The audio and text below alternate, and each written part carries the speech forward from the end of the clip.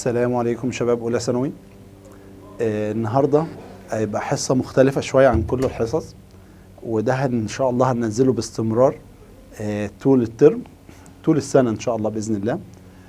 ده سمري لاول ليسون اللي هو ليسون الكومبلكس نمبر. ده سمري بيلم لك، يعني الحصه دي احنا هنسميها حصه من الاخر. من الاخر يعني ايه؟ ان انت عاوز الخلاصه بتاعت الدرس ده هنرغي فيه في ايه. المفروض تبقى خارج من الدرس ده تبقى انت عارف وكويس تعرف تحل ايه بالظبط، عشان ما تتوهش في الدرس. هو الدرس طويل فيه افكار كتيره سهله، بس انا مش عاوزك كلهم يخشوا في بعض، فانا هبدا لك نمشي جزء جزء كده في الدرس. هقول لك انت المفروض تحل منه ايه، وهنبدا نحل شويه اسئله كده على الدرس كله عشان تبقى ملمه معاك. الحصه دي اللي انا بديها لك، الحصه دي هتبقى في حدود تلت ساعه، 25 دقيقه بالكتير.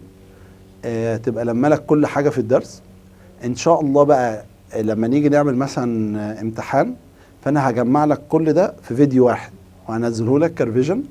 اخر الترم هجمع لك كل الفيديوهات دي، هتبقى تعمل لك مثلا في حدود ساعتين 3 ساعات يكون انت اتفرجت لميت المنهج كله. بعد كده بننزل لك شيت كده لذيذ نبدا نحله مع بعض برضه. فيبقى الفيديوهات دي مهمه، انا هنزلها لك، هتبقى موجوده ممكن على اليوتيوب او على المنصه بتاعتنا.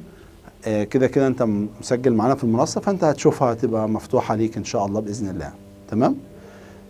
تعالى بقى نتكلم شويه. اول حاجه ده سمري لكل ليسون 1 كله بالريفيجن بتاع ثالثه اعدادي كمان. طبعا احنا عندنا الدروس بتاعتك اللي هي الكومبلكس نمبر، ودي بقى الدروس بتاعتك هنعمل لها برضو سمري. هنتكلم في اول حاجه السمري بتاع الكومبلكس نمبر. هيتقسم لثلاث اجزاء، هنقسم الحصه دي لثلاث اجزاء. بص كده، الجزء الاول بيتكلم على السولفنج كوادراتيك ايكويشن، ده اللي هو الريفيجن بتاع ثالثه اعدادي.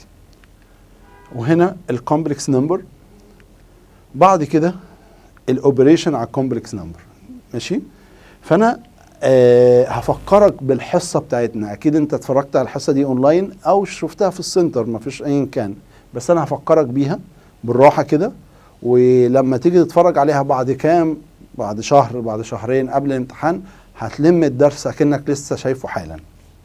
ماشي. تعال نبص مع بعض كده. اول حاجه ده كان solving quadratic equation، وقلنا ساعتها ثانيه واحده الكوادراتيك equation كان لازم يبقى باور 2. ماشي.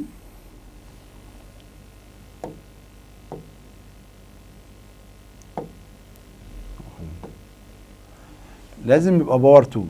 ماشي. تعالى ده الثلاث حالات بتوعك. اول حاجه قلت لك ساعتها كنا بنعمل مود 5 3 A و B و C. ده كانت الايكويشن بتاعتك. هنا بيقول لك فاين سوليوشن سيتس، عاوز يعرف السوليوشن سيتس، يعني عاوز يعرف التو روتس بتوع الايكويشن. فعشان نطلع سوليوشن سيتس فكنا بنعمل مود 5 3. الكوفيشن بتاع الاكس 1، الاكس بس سوري اكس باور 2 اللي هو الاي، اكس بس اللي هو نيجاتيف 2، هنا نيجاتيف 3. مود 5 3 هيطلع لك اكس 1. لما نعمل مود 5 3 هيطلع لك اكس 1، طبعا جرب بالكالكوليتور، هيطلع لك 3 ونيجاتيف 1. يبقى اكيد السوليوشن سيتس بتاعتك 3 ونيجاتيف 1.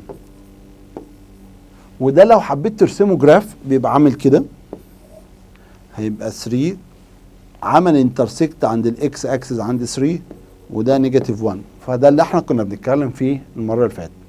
طب تعال نشوف هنا، هنطلع برضو الاي والبي والسي. الاي اللي هو الكوفيشن بتاع اكس باور 2، البي اللي هو الكوفيشن بتاع اكس، السي اللي هو الابسوليوت تيرم. في الحاله دي هيطلع لك اكس بس، مش 1 ولا 2. ده اللي هو بيبقى التو روتس ار ايكوال، اللي هما الاثنين زي بعض، وبيبقى ده تاتشنج للاكس اكسس عند 1 بوينت. يعني الايكوال ده هيطلع لك نيجاتيف 3. ده لما كنا بنرسمه على الجراف بيبقى يجي عند نيجاتيف 3 كده بيعمل تاتشنج.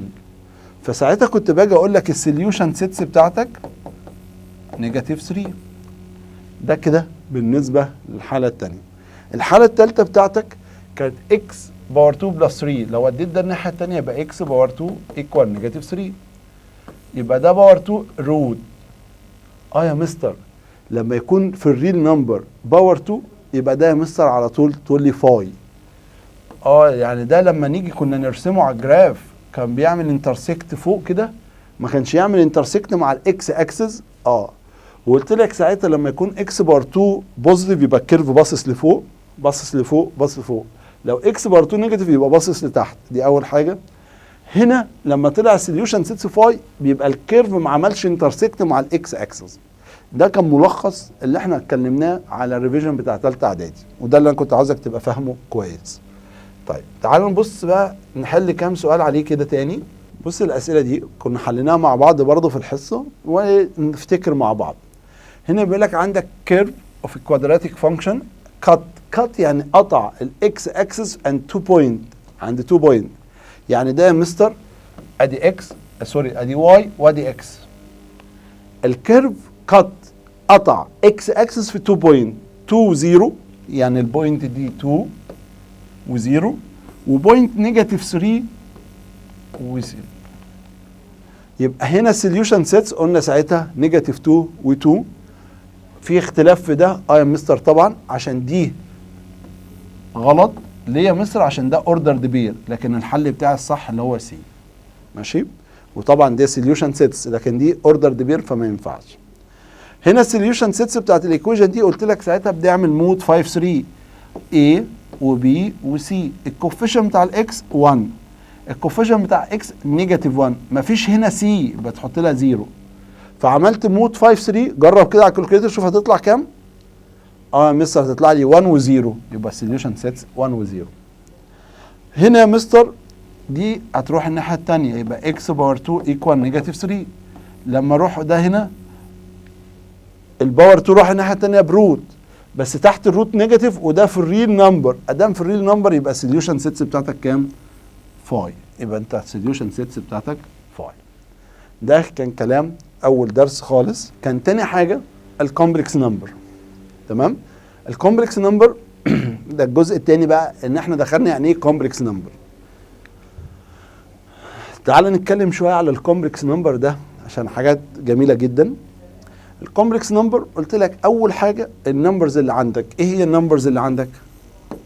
ناتشورال نمبر ده من الاول خالص من ابتدائي اللي هو 0 1 و2 و3 and so on. بعد كده كبرت شويه خدت حاجه اسمها زد اللي هو الانتيجر نمبرز اللي كان فيه بوزيتيف وفيه نيجاتيف.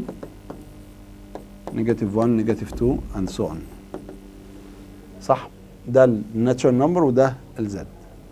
بعد كده كبرنا شويه خدنا كيو. الكيو دي كان بيتكلم في ايه؟ بيقول لك A على B بس بشرط A belong للزد والبي belong للزد بشرط البي نوت ايكوال 0 عشان ما ينفعش في الدومينيتور 0. كنا بنقول هنا ده وده هول نمبر بس ما فيهمش ديسيمال. لكن الكيو كان فيها كل الارقام الهول نمبر البوزيتيف والنيجاتيف والديسيمال ما عدا الحاجات اللي فيها روت 3 روت 5 روت ملهوش ايكوال. فلما بكتبه على الكالكوليتر بيطلع لي روت زي ما هو. لكن روت 4 طلع 2 يبقى 2 دي اللي هي الناتشورال نمبر او زد. حاجه بقى مهمه تاني بيقول لك ال2 دي ناتشورال نمبر. طب وال2 برضه زد يعني ال2 دي جوه الزد. الناتشورال نمبر كله جوه الزد. طيب الناتشورال نمبر والزد جوه الكيو. هفهمك يعني ايه جوه. يعني لما اجي اقول لك هنا 2 دي ممكن تقول عليها ناتشورال نمبر وممكن نقول عليها زد وممكن نقول عليها كيو. لكن لما اجي اقول لك 2.5 ده لا في الكيو بس ما ينفعش في الزد ولا في الان. كبرنا شويه خدنا الريل نمبر. ان الريل نمبر ده فيه كل الارقام الفراكشن والرول والديسيمال وكل حاجه. كان في مشكله واحده لما يجي لك روت نيجاتيف تحت في روت سكوير روت نيجاتيف اي رقم. فده الوحيده اللي كانت موجوده مش موجوده في الار ودي كنا بنقول عليها كومبلكس نمبر. بص كده انا لما جيت قلت لك ده الناتشورال نمبر اللي هي الارقام اللي فوق. كبرنا شويه خدنا الزد. الزد دي جواها الناتشورال نمبر اللي هو 0 1 2 3 صح؟ يا مستر جواه. طيب كبرنا شويه خدنا كيو. الكيو فيها الارقام البوزيتيف وفيها الارقام النيجاتيف وكمان عليها الديسيمال، بيزيد عليها الديسيمال. طيب بعد كده كبرنا شويه، خدنا الريل نمبر.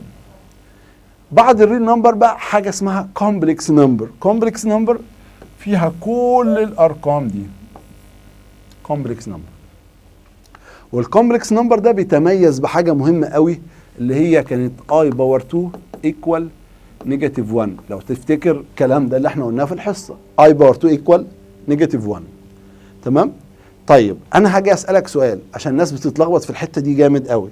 اجي اقول لك مثلا 2، ال2 ده ناتشورال نمبر؟ ال2 انتيجر؟ ال2 في الكيو؟ ايوه. ال2 في الار؟ ال2 في الكومبلكس نمبر؟ فبتقف تقول لي يا مستر ده الكومبلكس نمبر لازم احط فيه اي، صح؟ ايوه صح، بس هنا ما فيش اي، يبقى ده مش كومبلكس نمبر. لا غلط، خلي بالك بقى. لا كومبلكس نمبر ازاي؟ هنا جنبيه في 0 اي، في 0 اي مش موجوده. يا حبيبي، يبقى ده يا مستر تبع الكومبلكس نمبر. ليه؟ ان انا قلت لك الكومبلكس نمبر فيه كل النمبرز، يعني الناتشورال نمبر جواه والزد جواه والكيو والار جوه الكومبلكس نمبر، يبقى اكيد ال2 دي تبع الكومبلكس نمبر برضه. خلي بالك من الحته دي عشان مهمه، واحنا شرحناها طبعا بالتفصيل في الحصه بتاعتنا. تمام؟ الكلام ده مهم ولازم تبقى فاهمه. طيب تعال نبص بعد كده. جينا بعد كده شرحنا جزء برضه مهم جدا، قلت لك اللي هو الحته بتاعت لما يكون روت جواه نيجاتيف. قلت لك بص، لما الاقي نيجاتيف بحط اي بره، تمام؟ وبعد كده بقول له روت ال 3، هتقول لي روت 3 هي 3، ده كان الايكوال بتاعك. وهنا دي نيجاتيف يبقى تحط بره اي. روت ال 4 2. طبعا لما كنا في الحصه شرحنا جت ازاي الاي دي وليه كده. طب تعالى افكرك بسرعه. مش احنا اتفقنا ان نيجاتيف 3 دي ممكن تبقى 3 باي نيجاتيف 1؟ يا مستر، يعني لو جيت قلت لك روت 3 ملتبلاي نيجاتيف 1 فيها مشكله؟ يعني بدل روت 3 نيجاتيف 3 خليتها 3 باي نيجاتيف 1. بعد كده قلت يا مستر ما انا عارف ان نيجاتيف 1 دي معناها اي باور 2، صح؟ صح. طب يا مستر بعد كده هقول له كده روت 3 هتفضل روت 3 زي ما هي، روت اي باور 2 يبقى الباور هيتشال مع الروت، هيطلع لك اي بس، عشان روت 5 باور 2 طبعا هتبقى 5. ماشي؟ هنا اي طبعا الباور هيتشال مع الروت هيبقى ده. فعشان كده قلت لك بدل ما نعمل كل ده، لو تفتكر في الحصه قلت لك على طول لما الاقي جوه اي نيجاتيف بحط اي. ماشي؟ وهنا روت ال 4 2 نيجاتيف حطيت اي، روت ال 3 تطلع روت 3 زي ما هي. ماشي؟ اهو ده الستبس بتاعتك، واحنا لازم تبقى فاهم الكلام ده. طبعا انت مش هينفع تتفرج على السمري غير لما تشوف الدرس نفسه. قبل ما نخش في الجزء ده كنت عاوز اقول لك على حاجه. بص معايا، احنا عارفين ان اي باور 2 ايكوال نيجاتيف 1، صح؟ طب اي باور 3 اللي هي نيجاتيف اي، واي باور 4 ايكوال 1، والمضاعفات بتاعت الفور كلها ب1، يعني اي باور 8 و12 و16 اي حاجه ديفايدد 4 يبقى ده ب1، صح؟ وده طبعا شرحناه. طب تعالى نفتكر ليه اي باور 3 كانت بنيجاتيف اي. ما هو اي باور 3 دي تتقسم اي باور 2 ملتبلاي اي باور 1. يا مستر عشان دي باور 3. طيب ما هو اي باور 2 دي يا مستر بنيجاتيف 1، يبقى شيلها وحط ده لا نيجاتيف 1 ملتبلاي اي، خلاص ما فيش مشكله. يبقى انا كده طلعت يا مستر الايكوال بتاعي نيجاتيف اي. يبقى انا لما يجي لي اي باور 3 اشيلها احط على طول نيجاتيف 1 على طول. هنا اي باور 4 اللي هي كانت اي باور 2 ملتبلاي اي باور 2. طب ما هو اي باور 2 دي يا مستر اللي هي نيجاتيف 1، وهنا نيجاتيف 1، يبقى النيجاتيف 1 ملتبلاي نيجاتيف 1 يبقى الايكوال بتاعك بوزيتيف 1. في مشكله في الكلام ده؟ تمام؟ تمام. تعال نشوف بقى بعد كده اسئله على الكلام اللي احنا كنا بنحله. اول حاجه هنا عاوز سوليوشن سيتس. ماشي؟ قال لك ان سي اللي هو الكومبلكس نمبر، يعني حلو، يبقى في اي لو جالك تحت الروت نيجاتيف يعني هنكمل.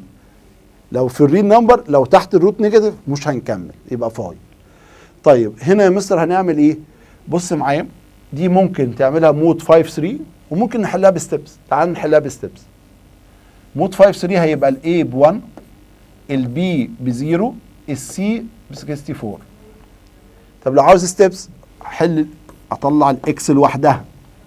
لما احل بستيبس اطلع الاكس لوحدها عشان دي ايكويجن، يبقى لازم نعرف قيمه الاكس لوحدها بكام. هودي 64 دي الناحيه الثانيه يبقى نيجاتيف 64. باور 2 هيروح الناحيه الثانيه روت. اهدى بقى كده، ادام تحت الروت في نيجاتيف يبقى لازم تسال نفسك هو ده في الريل نمبر ولا الكومبلكس؟ في الكومبلكس، يبقى الحمد لله نكمل عادي. طب دي اول حاجه. بعد كده قلت لك تنزل كده الروت في الايكويشن لازم تحط بوزيتيف اور نيجاتيف. بعد كده يا مستر في نيجاتيف جوه الروت يبقى يطلع بره اي. روت 64 يبقى 8.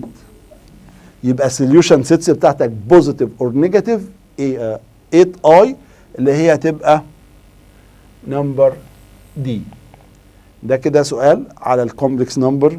هنحل شويه اسئله مع بعض عشان تبقى الدنيا واضحه معاك. تعال نشوف نمبر 2. ده اللي احنا كنا بنتكلم عليه بقى. انا جايب لك اسئله من بره مصادر مختلفه، ماشي؟ ده ممكن يكون شكله غريب شويه بس تبقى فاهم يعني. هنا ده بيقول لك ايه؟ روت نيجاتيف 10 ملتبلاي روت 6. فهاجي اقول لك بص يا حبيبي، اول حاجه كنا زمان لو بوزيتيف فكنت بعمل الاثنين دول باي يبقى روت 10 باي 6 بس صح. لكن هنا يا مستر نيجاتيف، النيجاتيف ليه طريقه حل مختلفه شويه. تمام؟ تعال نبص نعمل ازاي. بطلع ده الاول. مستر مش ده كده نيجاتيف يبقى اي. روت ال 10 تفضل روت 10 ملتبلاي في نيجاتيف يبقى اي. حلو؟ روت ال 10 روت 6 هتفضل روت 6. طب وبعدين يا مستر روت 10 ملتبلاي روت 6 يبقى روت 60. اي ملتبلاي اي تبقى اي باور 2. حضرتك ممكن تكتب كده على الكالكوليتور روت 60. شوف روت 60 هتطلع لك بكام؟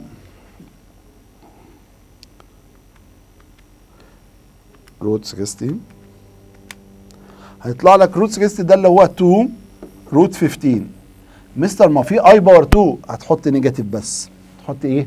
نيجاتيف. فيبقى هنا دي يا مستر هتقول لي نيجاتيف 2 روت 15. ماشي؟ مش هناخد اللي فيها اي. تاني انا جيت عملت ايه هنا؟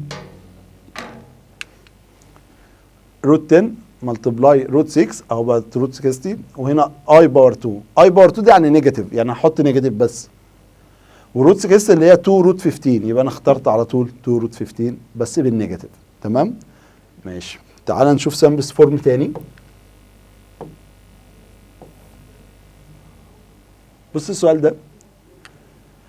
هنا 1 بلس اي باور 4 وهنا اي باور 7 وجايب لك اكس وواي وعاوز يعرف الصم بتاعهم بكام. طيب ممكن لو سمحت لما نشوف حاجه زي كده لازم تجيب السمبلز فورم الاول. هنا 1 الاي باور 4 ب 1. حلو. طب اي باور 7 مش عارفها، خدها على جنب كده. اي باور 7 شوف السمبلز فورم. 7 ديفايدد 4 مش هتنفع فهننزل سلمه عشان دي بوزيتيف. هننزل سلمه دي هتبقى 6. حلو. هتنزل سلمه تاني يبقى دي 5 يبقى دي 4. طبعا احنا شرحنا الكلام ده بالتفصيل في الحصه. ماشي؟ ده نزلت كام سلمه؟ 3 يا مستر يبقى دي اي باور 3. طب ما احنا عارفين ان اي باور 3 لسه قايلينها بنيجاتيف اي. لازم تبقى فاهم الكلام ده كويس. طيب يبقى انا هشيل ال7 دي واحط بدالها نيجاتيف اي. يا مستر يبقى دي 1 نيجاتيف ونيجاتيف يبقى بوزيتيف اي ايكوال اكس بلس واي اي. فجيت قلت ايه؟ هنا دي يا مستر 1 بلس 1 2 وهنا 1 بلس اي ايكوال اكس بلس واي اي. ال2 دي هتعملها باي ليهم كلهم صح؟ يبقى 2 باي 1 2 2 باي اي يبقى 2 اي ايكوال اكس بلس واي اي. صح؟ يا مستر صح. يبقى هنا كنا بنقول ان الريل ايكوال الريل، واللي قدام الاي ايكوال اللي قدام الاي. ده الكلام ده اللي احنا شرحناه. طب يا مستر مين الريل؟ الحاجه اللي ما فيهاش اي. مين اللي ما فيهوش اي؟ ال2. مين اللي هنا اللي ما فيهوش اي؟ اكس. يبقى افهم من كده تقول لي الاكس ايكوال 2. مين هنا اللي قدام الاي؟ ال2. مين اللي قدام الاي؟ ال2. الواي. يبقى واي ايكوال 2. الواي ايكوال ايه؟ 2. في مشكله في الكلام ده؟ تمام. هنا طالب منك اكس بلس واي، يبقى 2 بلس 2 اللي هو يطلع لك 4. في مشكله؟ طيب تعال نشوف اللي بعده.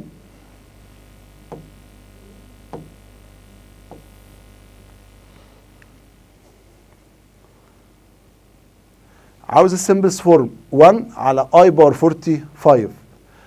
مستر معلش ده في الدومينيتور، معلش طلعها لفوق مفيش مشكله، هيبقى اي باور نيجاتيف 45. كنا بنجيب السمبلس فورم ازاي؟ كنا عارفين اي باور 2 بنيجاتيف 1، اي باور 3 نيجاتيف اي 4، ومضاعفات ال4 كلها المالتيبلز بتاع ال4 كلها يبقى كام؟ 1. طب ده يا مستر نيجاتيف، نعمل ايه في النيجاتيف؟ احنا اتفقنا النيجاتيف عكس البوزيتيف. البوزيتيف كنا بننزل، يبقى في النيجاتيف هنطلع لفوق. يعني ايه يا مستر؟ انا مش فاهم. همسك ال 45 دي هعمل لها ديفايدد 4، تنفع ولا ما تنفعش؟ لا يا مستر ما تنفعش، فهنطلع لفوق. ليه يا مستر هنطلع؟ عشان ده نيجاتيف. لكن لو بوزيتيف كنا بننزل سلمه. يبقى دي يا مستر هتبقى 46. 46 ديفايدد 4 مش هتنفع، هتطلع سلمه تاني يبقى 47، مش هتنفع 48. نفعت. يبقى انت طلعت كام سلمه كده حبيبي؟ 3. يبقى هتقول لي اي باور 3. النيجاتيف ده مالكش دعوه بيه، النيجاتيف ده بس عشان يعرفك انت هتطلع ولا هتنزل، اللي هي تبقى نيجاتيف اي. تمام؟ اللي هي تبقى نمبر ايه. دي برضو من ضمن الحاجات الناس بتتلخبط فيها جامد، ماشي؟ مش عاوز حد يتلخبط فيها. طيب تعال نشوف كده تاني. ده كومبلكس نمبر. طبعا احنا عارفين ان الكومبلكس نمبر بيتقسم من ريل والايماجينري نمبر اللي هو الاي. تمام؟ فيبقى ده ريل وده سوري، ده كومبلكس نمبر ايكوال كومبلكس نمبر. يبقى الريل ايكوال الريل، واللي قدام الاي بيساوي اللي قدام الاي. بس هنا يا مستر ده شكله غريب شويه، يبقى لازم اعمل له سمبلس فورم الاول، بعد كده اساوي الاثنين ببعض. حلو؟ حلو. تعال نشوف هنا اكس بلس واي اي ايكوال اي باور 43. هاجي على جنب اي 43، نعمل لها سمبلس فورم، نعمل لها سمبلس فورم. ديفايدد 4 مش هتنفع. طب هنا هنزل ولا هطلع؟ يا مستر ده بوزيتيف، يبقى هتنزل تحت، يبقى 42. مش هتنفع، يبقى 41. تعمل بالكالكوليتور ديفايدد 4. 42 ديفايدد 4 مش هتنفع، هيطلع لك حاجه فيها ديسيمال فاركنها. 41 هيطلع لك برضو ديسيمال، يبقى اركنها. هيطلع لك هنا 40. تمام؟ نفعت يا مستر، يبقى دي اي باور 3. طب ما احنا عارفين اي باور 3 دي اللي هي نيجاتيف اي، يبقى انا هشيل ده يا مستر واحط هنا نيجاتيف اي. طيب الجزء الثاني 3 ملتبلاي روت 4. تعالى كده معايا، 3 اهي ملتبلاي روت 4، مش جوه الروت في نيجاتيف، يبقى نحط اي بره. طب روت 4 بس يبقى 2، يبقى 3 باي 2 يبقوا 6 اي. فيها مشكله؟ مسكتها واحده واحده اهي. طيب بعدين يا مستر اقول له بلس، ادي 6 اي، يبقى اكس بلس واي اي ايكوال نيجاتيف اي، وهنا 6 اي، يبقى دي يا مستر بوزيتيف 5 اي. هاجي اقول له بقى الريل ايكوال الريل. اكس هنا ما فيش ريل، يبقى الاكس بزيرو. اللي قدام الاي واي، واللي قدام الاي 5، يبقى الواي ايكوال 5. يبقى دي يا مستر ده بزيرو و5. فهاجي اقول له هنا طالب منك اكس بلس واي، يبقى 0 بلس 5 ايكوال 5. بص كده معايا، السؤال ده برضه حليناه قبل كده وكنا عايزين نطلع منه برول، لو هفكرك بيه. جاي لك هنا اي باور 1، اي باور 2، 3، 4، وعامل لك نقط كده لغايه 100. يعني ايه النقط دي؟ يعني اي باور 5 و6 اند سو اون. طب انت معقوله مثلا هتقعد في الامتحان تقعد تحل تطلع كل ده؟ تطلع الانسر بتاع ده كله؟ اكيد استحاله يعني. طب ايه الحل؟ تعال نجرب كده. لو سؤال انا مش فاهمه هعمل ايه؟ همشي معاه واحده واحده. اي نزلت اي اهي، اي باور 2 اللي هي نيجاتيف 1، اي باور 3 نيجاتيف اي، اي باور 4 ده ب 1 يا مستر بوزيتيف 1. طب بص كده معايا، هنا بوزيتيف 1 وهنا نيجاتيف 1، اكيد هيتكنسلوا مع بعض. طب ما هو نيجاتيف اي وبوزيتيف اي اتكنسلوا مع بعض، يعني معنى كده ان اول 4 ده زيرو يا مستر. طيب الاربعه اللي بعديهم زيرو، واحنا قلنا قبل كده ان الكومبلكس نمبر كل 4 و4 ماشي يطلع لك بكام؟ بزيرو، يطلع لك بزيرو. يعني هنا دي اي باور 5 بلس اي باور 6 بلس اي باور 7 بلس اي باور 8، الصم بتاعهم يا مستر هيطلع لك بزيرو برضو. ليه؟ عشان احنا جربناها قبل كده في الحصه وطلعنا ده، جبنا السمبلس فورم بتاع كل واحد يطلع لي بزيرو. يبقى هنا لما اوصل لل 100 عشان ال 100 دي ينفع نعملها ديفايدد 4، يبقى ده يا مستر برضه هيبقى بزيرو. تمام؟ طيب تعال نشوف سؤال تاني، ده من ضمن الافكار برضه اللي احنا قلناها.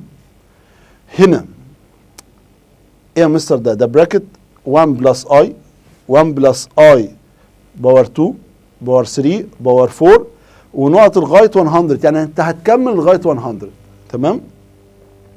ماشي يا مستر. طب ايه الحل؟ تعالى معايا واحده واحده. انا اكيد طبعا اكيد مش هتقعد تطلع لي سمبلس فورم لغايه 100، ده انت كده هتاخد وقت كبير جدا، مش هينفع اصلا. ماشي؟ انت هتلاقي وقت الامتحان كله خلص. لكن الحاجات دي انا عاوزك تبقى لماح فيها شويه. يعني ايه يا مستر لماح؟ يعني انت ممكن تستنتج رول كده من النص وانت بتشتغل، وانا اصلا مش فاهم، يعني موضوع كبير جدا وانا مش عارف اعمل ايه. فاللي انا عارفه، اللي انا فاهمه من المنهج بتاعي، ان انا الحاجات دي هعمل لها سمبلس فورم.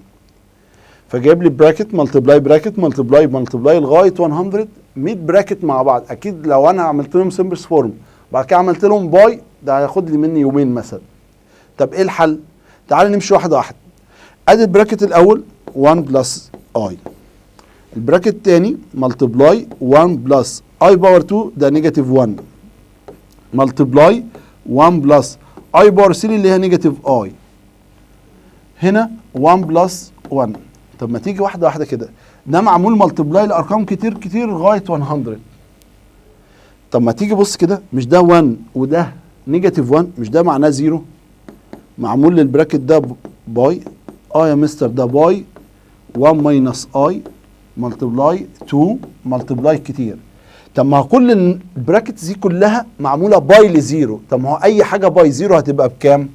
بزيرو. حتى كنت بقول لك قبل كده لو مثلا عندك 5 باي 0 باي 3 باي 4 باي ارقام كتير، ادام النمبرز دي كلها معموله باي وفي النص واحد فيهم رقم واحد زيرو، اكيد كلهم يبقوا زيرو. فعشان كده لما يجي لك سؤال عاوزك ما تخافش، عاوزك تركز بالراحه وتبدا تحل بالداتا اللي عندك. ايه المعلومات اللي عندك تبدا تستخدمها، هتلاقي السؤال بيحل نفسه وانت شغال. ماشي؟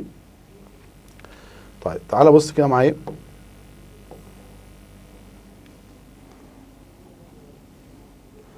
الاوبريشن بقى بتاعت الكومبلكس نمبر، تعالى كانت الاوبريشن بتاعتنا عباره عن ايه؟ بلس وماينس وباي وديفايد، صح؟ تعالى نحل عليهم كده بسرعه. قبل ما نخش على الاوبريشن في كونجكت نمبر. الكونجكت نمبر ده قلت لك لازم بنغير الساين بتاعه الاي، يعني الشكل ده اهو، الاي هنا بوزيتيف خليتها نيجاتيف، بس احنا بنغير الاي بس عشان ده كونجكت. لكن لو قال لك اديتيف انفرس بغير كله، بغير الريل والاي الاثنين، لكن هنا في الكونجكت نمبر بنغير الاي بس. تمام؟ طيب تعال بص كده معايا. يعني هنا دي 3 بلس 4 اي، يبقى الكونجكت بتاعه نيجاتيف 4 اي، بس 3 بوزيتيف زي ما هي. تمام؟ طيب في شويه حاجات كده تكات معينه كنت عايزك تبقى عارفها. بص كده معايا، لما اجيب لك 2 اي ماينس 5، الكونجكت بتاعها الناس بتتلخبط وتغير ال5. لا يا حبيبي، احنا بنغير الاي، يبقى هنا دي هتبقى نيجاتيف 2 اي ماينس 5، نيجاتيف 2 اي ماينس ايه؟ 5. تمام؟ طب تعالى بص معايا كده، 2 اي يبقى هدام 2 اي بس، يبقى هنغير يبقى نيجاتيف 2 اي. طيب تعالى نبص كده، 3 يبقى بوزيتيف، ايه ده؟ طب الكونجكت بتاع ال 3 هيفضل 3 عشان ده نمبر، يبقى احنا بنغير الاي بس، يعني لما يجي لك 2 اي خليتها نيجاتيف 2 اي، طب 3 هتفضل 3 زي ما هي. تمام. بص هنا بيقول لك find the conjugate number وعاوز السم والبرودكت بتاعهم. ده معلومه بس كده افكرك بيها، لما جبنا الكونجكت بتاع ال 3 ماينس 4 اي عملت لهم بلس، يعني ده وده، ده الكونجكت خلاص. تعال نعمل لهم بلس. لو جينا عملنا لهم بلس بص كده معايا، ادي الاول وادي الكونجكت بتاعه، يبقى نيجاتيف 4 اي وبوزيتيف 4 اي طبعا يتكنسلوا مع بعض، هيتبقى معاك 3 و3 يطلع لك الايكوال 6. افهم من كده ان لازم السم بتاع التو كونجكت لازم يطلع ريل نمبر، يعني ما فيهوش اي. دي حاجه. تاني حاجه، لو عملت لهم باي، احنا اتفقنا مع بعض لما نيجي نعمل باي بتقول له كده في الكونجكت بس بتحط ماينس في النص، تحط ماينس في النص، يبقى 3 باي 3 هتبقى 9، 4 باي 4 16، اي ملتبلاي اي تبقى اي باور 2. طبعا لما يكون في اي باور 2 دي مش معناها نيجاتيف 1، اي باور 2 دي نيجاتيف 1. طب ما هو نيجاتيف 1 ملتبلاي 16 قلنا هنخليها بوزيتيف. طيب يبقى 9 بلس 16 اللي هي 25 برضو بيلونج للريل نمبر. يعني هنا يا مستر من الاخر لما يكون سم بتاع 2 كونجكت او برودكت بتاع 2 كونجكت لازم الايكوال بتاعك يطلع ريل نمبر. ماشي؟ طيب ده اللي احنا كنا لسه بنقوله، السم بتاع 2 كونجكت لازم يطلع ريل والبرودكت برضو يطلع ريل. البرودكت ده اللي احنا هنعمله باي يعني يا شباب. دي الاوبريشن بتاعتك، البلس والماينس والباي والديفايد. تعال نحلها كده بسرعه واحده واحده كده افكرك بيهم. هنا ده بلس ما فيهوش مشكله، قلت لك لما تيجي تعمل بلس او ماينس لازم الريل مع الريل والاي مع الاي، ده في البلس والماينس. 2 ونيجاتيف 3، 2 ونيجاتيف 3 يا مستر هتبقى نيجاتيف 1 عشان ده ريل مع الريل. طب الحاجات اللي فيها اي مع بعض، 5 ونيجاتيف 4 يبقى 1 بوزيتيف 1 اي، بوزيتيف 1 ايه؟ اي. ده كده ما فيهوش مشكله. طب يا مستر بالنسبه للنيجاتيف هي بس فيها تكه صغيره. ايه هي؟ الاول ده بينزل زي ما هو، النيجاتيف ده هتخش تغير الساين بتاعت اللي جوه، يبقى نيجاتيف 5 نيجاتيف باي نيجاتيف يبقى بوزيتيف اي. يبقى انا بقى النيجاتيف دي بتغير الساين. بعد كده بقت مساله عاديه خالص. تعالى بص معايا كده، 2 نيجاتيف 5 يطلع لك نيجاتيف 3، 3 اي وهنا 1 اي يبقى ده يا مستر 4 اي. كده خلصنا. ما ينفعش طبعا نعملهم الاثنين بلس او ماينس عشان ده فيها اي وده ريل نمبر، ما ينفعش. تعال نبص كده، لقيت ده وده هما الاثنين زي بعض، انا بس هنا في النص ما فيش حاجه يعني ده باي، يبقى ده يا مستر 2 كونجكت هنعملهم ملتبلاي. فكان ليها طريقه حل واحده، احط ماينس في النص، فيرست باي فيرست يبقى 4 اي ملتبلاي اي تبقى اي باور 2. فاكر؟ طيب اي باور 2 دي يا مستر معناها نيجاتيف 1 صح؟ يا مستر طبعا نيجاتيف ونيجاتيف هيبقى بوزيتيف، يبقى 4 بلس 1 اللي هي كام؟ 5.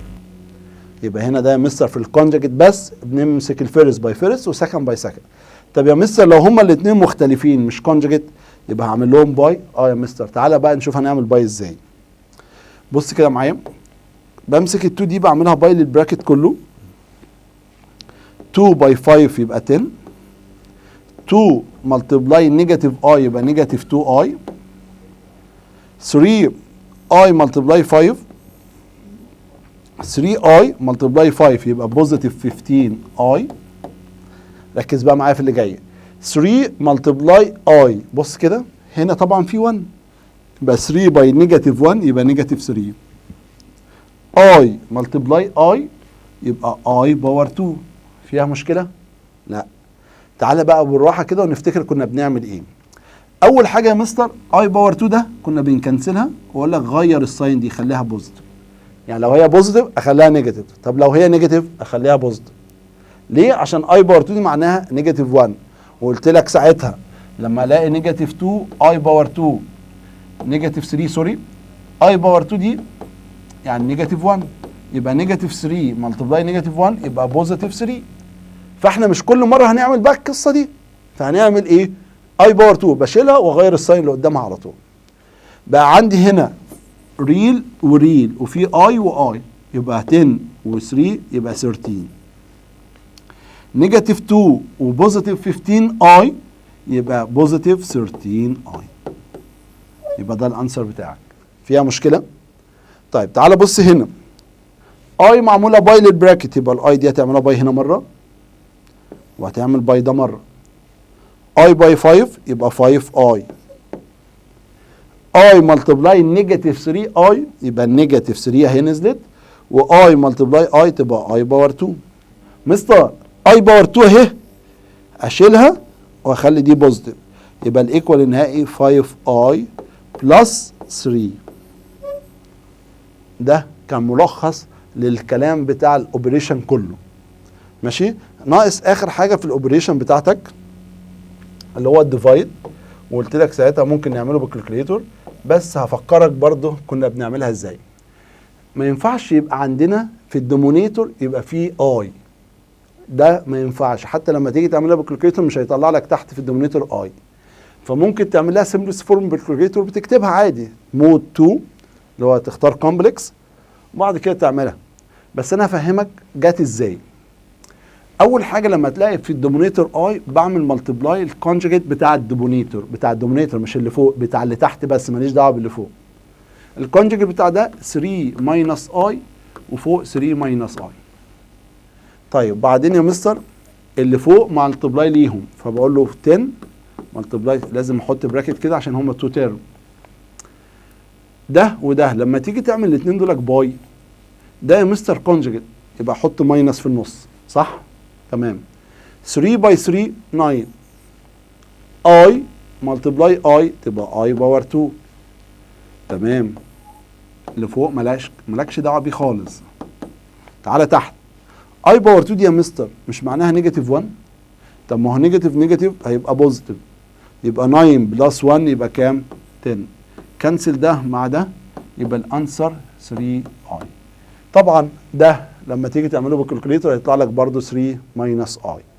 ده كان بالنسبه للديفيجن، يعني في الدومينيتور تحت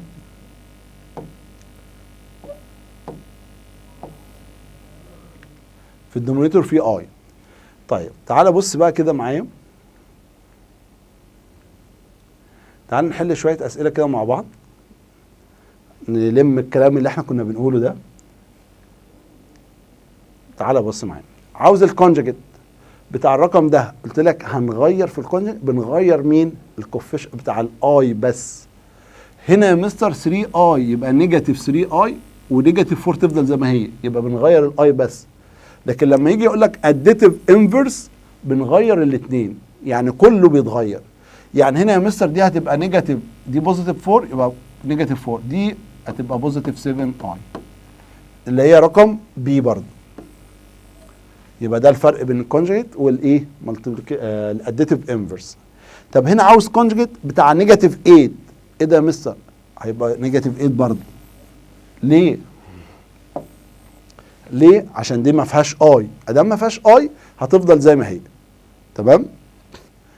بص كده معايا في نمبر 4 بيقول لك مين في الارقام دي رقم تخيلي، يعني فيه اي، عاوز رقم اللي فيه اي، فطبيعي عينك هتروح على مين؟ اي باور 2. غلط. ليه؟ عشان اي باور 2 ده نيجاتيف 1 يعني ما فيهوش اي. طب ايه الحل يا مستر؟ هنمشي واحده واحده. باي اللي هي 3.14 او 22/7 يعني نمبر ما فيهوش اي برضو. هنا روت 5 ده رقم، ايه ده؟ ده في تحت الروت فيه نيجاتيف، ده تحت الروت فيه نيجاتيف يعني ده على طول بحط له اي. طب روت ال5 يبقى ده 5، يبقى ده الرقم الوحيد اللي فيه اي، ده الوحيد اللي فيه ايه؟ اي. طب تعالى بص السؤال ده بيقول لك ال و ام are two roots of the quadratic equation مود 5 3 هتطلع الانسر ده. يعني ايه تو روتس يا مستر؟ يعني السوليوشن سيتس بتاعهم A و B و C. هنا 1 ومفيش x يبقى 0، وهنا ده يا مستر 1. هتكتب ده مود 5 3 هيطلع لك x1 باي وx2 بنيجاتيف اي، وطبعا انت مش محتاج تعمل ده سهل ان انت تودي ده الناحيه الثانيه، هيبقى اكس باور 2 ايكوال نيجاتيف 1. باور 2 ده يروح الناحيه الثانيه روت، يبقى اكس ايكوال بوزيتيف اور نيجاتيف. النيجاتيف اللي جوه ده يبقى اي روت ال1 1 اللي هو بوزيتيف اور نيجاتيف اي. ماشي، عملتها كده زي ما انت عاوز. تعال نرجع تاني للسؤال. ال و ام ار تو روتس اوف ذا ايكويشن، يعني التو سوليوشن سيتس اللي طلعوا لك ده، دول اللي هي اكس 1 واكس 2 هم دول السوليوشن سيتس. ماشي، يعني انا ممكن اشيل ال دي واحط بدالها اي 2018 ونيجاتيف اي اللي هي الام 2018، عشان هو قال لك ده ال وام تو روتس اوف ذا ايكويشن اللي هو اي ونيجاتيف اي. ماشي، ممكن تعمل العكس مش هتفرق يعني. هو مبدئيا ان ده باور ايفن هيشيل النيجاتيف. طب ده يا مستر اجيب له سمبلست فورم؟ سهل، همسك ال 2018 ديفايدد 4 هيطلع لي رقم ديسيمال، فما ينفعش، هنزل سلمه تبقى 2، اكتبها هنا 2017 ديفايدد 4 برضه مش هتنفع 2016. يا مستر نفعت، يبقى انا كده نزلت كام سلمه؟ 2، يبقى دي اي باور 2، واكيد دي هتبقى اي باور 2. طب ما هو اي باور 2 دي يا حبيبي اللي هي كام؟ نيجاتيف 1، واي باور 2 دي نيجاتيف 1، يبقى الايكوال بتاعك نيجاتيف 2. يكون خلصنا اول سمري للليسون بتاعك، ان شاء الله يكون لمت لك الليسون وفي افكاره بكل حاجه فيه، وان شاء الله نشوفكم في كل سمري جاي ان شاء الله، ويا رب يكون استفدت من السمري ده. السلام عليكم.